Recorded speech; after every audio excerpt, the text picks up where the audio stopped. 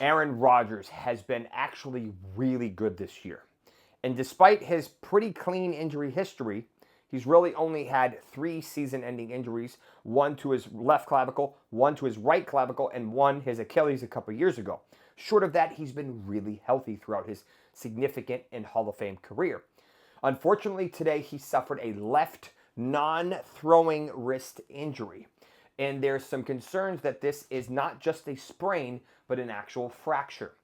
Now, there's a couple different types of fractures he could be dealing with here. The most common would be a distal radius fracture, which is the big bone in the wrist. Now, there's a couple different subtypes. The most common subtype for this is what we call a Colles fracture. And it looks like this. Now, if it's a more of a Smith fracture, we call it, it'll look a little bit of a different variant like this. And if it's a distal ulna, it's often the little tip of the ulna, the little styloid we call it, and that isn't as concerning and isn't as common, but it would look like this.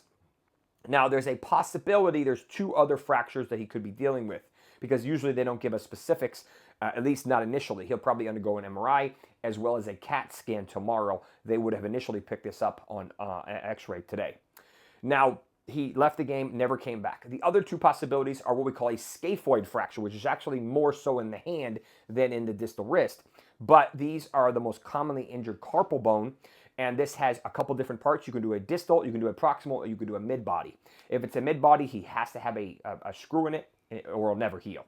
So we'll have to see. The last possibility, which would be technically the luckiest, would be what we call a hairline fracture, which means that it's a small fracture through one of these bones, but not completely displaced and off to the side.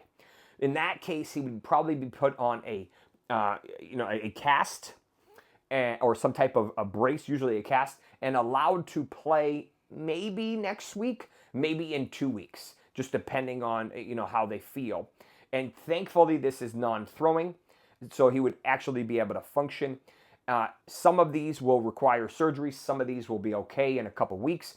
I would personally put him in a hyperbaric chamber daily. I would put something called a PMF on his body. It's basically a magnet that you would wrap it around his wrist. If it was a knee, you'd put a coil around your knee. I use them in my office all the time, and it's a bone stimulator, so it allows the bone to heal faster. I would make sure his vitamin D levels are up.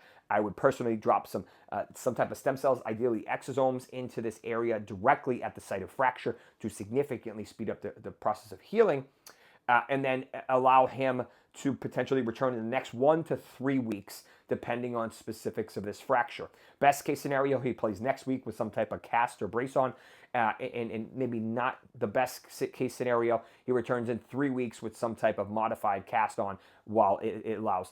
You'll see some initial healing in about 3 weeks, but this won't be fully healed for about 6 to 8 weeks, depending on specifics. And there's a possibility they bridge him and allow him to have surgery in the offseason, because that would be the type of guy he would be. But that's a little bit of a breakdown from a sports medicine doctor discussing Aaron Rodgers' potential left wrist fracture in Week 11.